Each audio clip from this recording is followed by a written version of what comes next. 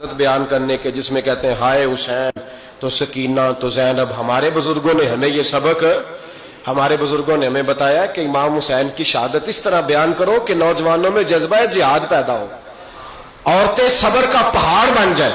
اس طرح شہادت ہم وہ والی. لیکن ایک بات ضرور ذہن میں رکھیں, یہ جو لوگ کہتے ہیں نا بڑے مظلوم تھے پانی نہیں آ سکا, میرے سے حوالہ دیکھے جس نے دیکھنا ہے, میرے سے حوالہ دیکھے. میرے سے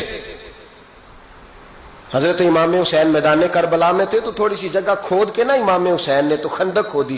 خندق کھودنا عرب کا رواج تھا, مدینے میں بھی خندق کھودی گئی, اس کا نام ہی جنگ خندق. تو خندق کھود کے نا آگ جلائی جاتی تھی, یہ حفاظت کا ایک ذریعہ تھا تاکہ دشمن نہ آئے. تو امام حسین نے اپنے خیمے کے سامنے خندق کھود کے اس میں آگ جلائی تاکہ پردہ رہے, عورتوں کے پاس کوئی دشمن نہ آئے. تو ایک شخص سامنے کھڑا ہو کے کہنے لگا حسین تو نے دنیا میں ہی آگ جلا لی ہے. معاذ اللہ ثم معاذ اللہ, کہنے لگا آگے تو آگ ملے گی, یہاں جلا لی ہے. تو امام حسین کہنے لگے میں حکم دیتا ہوں آگ کو کہ تجھے ابھی پکڑ لے.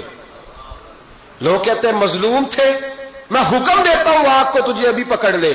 یہ لفظ امام حسین نے کہے. میں 3 کتابیں تو میری لائبریری میں ابھی ہیں جن میں حوالہ ہے, 3 کتب سے, اور آج کل پرسوں کی کتاب نہیں, سینکڑوں سال پرانی. جب کہا نا میں حکم دیتا ہوں تو وہ آدمی گھوڑے سے نیچے گرا, گھوڑے سے نیچے گرا, اور گھوڑے کی رکاب کے اندر اس کا پیر الجھا.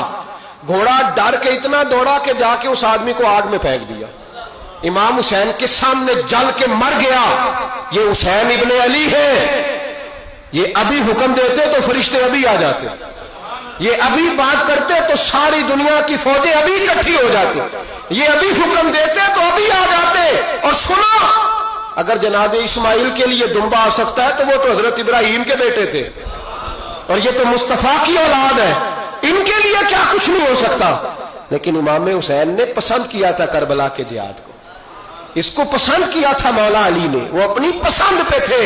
کوئی آدمی اس طرح نہ بیان کرے کہ بڑے مظلوم تھے تو بڑی مشکل میں تھے تو بڑا روتے تھے بڑے, اور کوئی شخص ایسی بات. یہاں تو تماشا لگ گیا ہے, تماشا لگ گیا ہے. ایک وہ ہے جو آج کل کہہ رہے ہیں بس جی وہ تو 2 شہزادوں کی جنگ تھی, انہیں بھی شرم نہیں آتی, اور ایک ممبروں پہ چڑھے ہوئے ہیں, چہرے پہ داڑھی کوئی نہیں, سر پہ ٹوپی کوئی نہیں, بازاری سا انداز ہے, کبھی دوڑ کے ادھر جاتے ہیں, کبھی بھاگتے ہیں, کبھی کہتے ہیں اونچا بولنا, پیروں پہ کھڑا ہونا.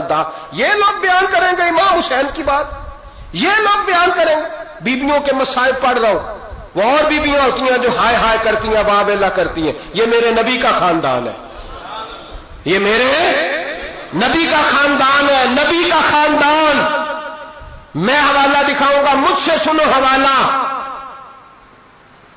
حضرت سیدہ زینب نے سارے جنازے دیکھے, بھتیجوں کو, بھانجوں کو, سب کو شہید ہوتے دیکھا. عورتیں ڈرتی میت کو ہاتھ نہیں لگاتی, چیختی ہیں بیبیاں. لیکن حضرت جناب زینب نے پتہ کیا دیکھا تھا, وہ سننا ذرا. امام حسین کی لاش مبارک کربلا میں پڑی تھی, اور امام حسین کا سر کاٹ کے نیزے پہ چڑھایا گیا تھا, اور وہ بیبیوں کے سامنے خالی سر چل رہا تھا, اور سینکڑوں میل کا سفر کر کے دمشق کے بازاروں سے گزرتا وہ سر گیا. آج میں سر کی بات نہیں کرتا, سر کی. آپ مرد ہیں, جوان ہیں سارے, یہاں کسی کا کٹا ہوا ہاتھ پھینک دیا جائے نا, ہاتھ تو لوگ چیخے مار کے دوڑ جائیں گے. بلکہ ہاتھ تو دور رہا, کسی کی انگلی کاٹ کے یہاں پھینکی جائے تو لوگ چیخے مار کے مرد دوڑ جائیں گے. لیکن کٹا ہوا سر دیکھا, لاشیں دیکھے. یزید کا دربار آیا, بی بی صاحبہ کو نا ایسے عورتوں نے اپنے حالے میں لیا ہے. سیدہ زینب وہاں بیٹھ گئیں. تو جب بولا نا یزید دربار میں, کہنے لگا کہ دیکھو اللہ نے عزت والوں کو عزت دی, معاذ اللہ ثم معاذ اللہ.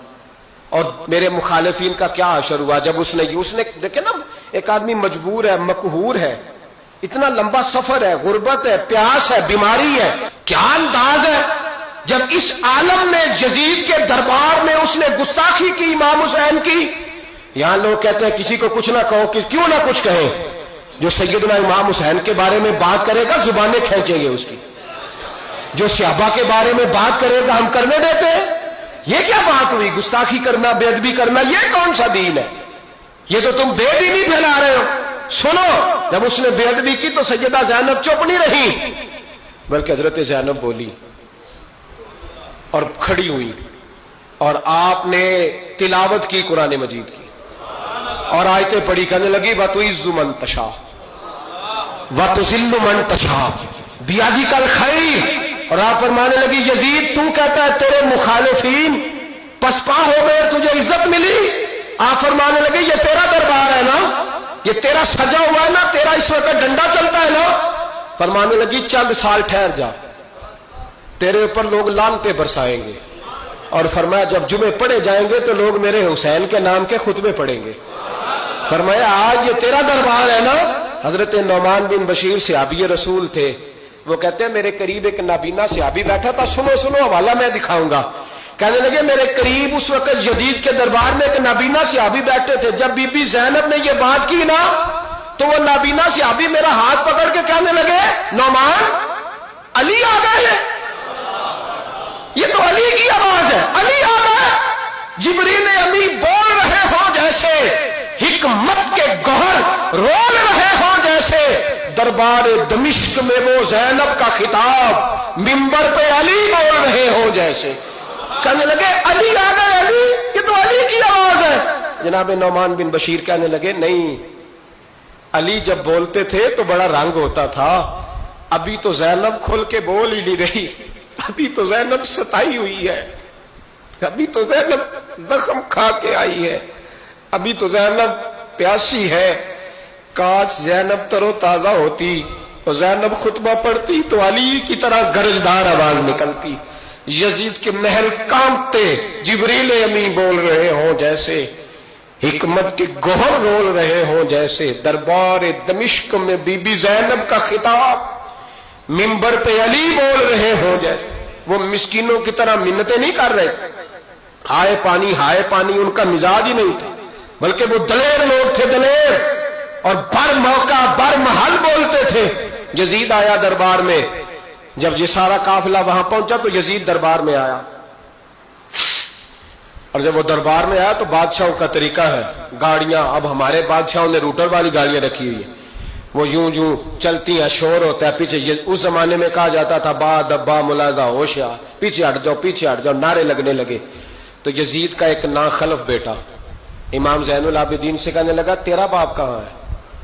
دیکھ یہ میرے باپ دادا کے نعرے، دیکھ میرے باپ کے نعرے، تیرے کدھر ہے؟ ابھی یہ بات شروع اس نے کی تھی کہ دمشق کی جامع مسجد میں زور کی اذان ہو گئی، اور جب مؤذن نے کہا نا اشہد ان محمد رسول اللہ، تو امام زین العابدین اس کا ہاتھ پکڑ کے کہنے لگے یہ میرے نانا کے نعرے لگ رہے ہیں، اگر تیرا ہے تو بتا، یہ میرے نانا کے نعرے ہیں۔ اور فرمایا تیرے باپ کے 2-2.5 سال لگیں گے، میرے نانے کے قیامت کے بعد بھی لگیں گے، میرے نانے کے نعرے قیامت کے یہ لگتے رہیں گے، لگ رہے ہیں اور لگتے تھے اور لگتے رہیں گے۔ میرے بھائی یاد رکھو، دلیری، ہمت، پہلی بات ان سے پیار کرنا ہے، دوسرا ان کی ہمت، ان کا مقام دلیری کرنا ہے، ان کا کام ہمت کرنا ہے، ان کا کام ڈٹ جانا ہے، کمزوری دکھانا اہل بیت کا طریقہ ہوتی ہے۔ حضرت عباس کے بازوؤں میں درد ہوتی ہے، جناب زینب پھر پریشان ہوتی ہیں کہ ہم تو اس بے حیائی کے خلاف لڑے اور امت ابھی یہ گند کر رہی ہے۔ جو چوکوں میں کھڑا ہوتا ہے نا عورتوں کو تاڑتا ہے، وہ یزید کے طریقے پہ عمل کرتا ہے۔ یہ دلائل ہے، آپ سوچ لیں، اندازہ کر لیں کہ ہم نے کس جماعت میں کھڑے ہونا ہے، اس لیے گند سارا نکالیں۔ امام حسین کا ایک پیغام آج اپنانا بڑا ضروری ہے۔ امام حسین نے سر سجدے میں کٹایا اور قرآن کی تلاوت نیزے کی نوک پہ بھی جاری رہی ہے، اس لیے آج کم از کم 10 نفل امام حسین کی سنت سمجھ کے ضرور پڑھیں گے انشاءاللہ۔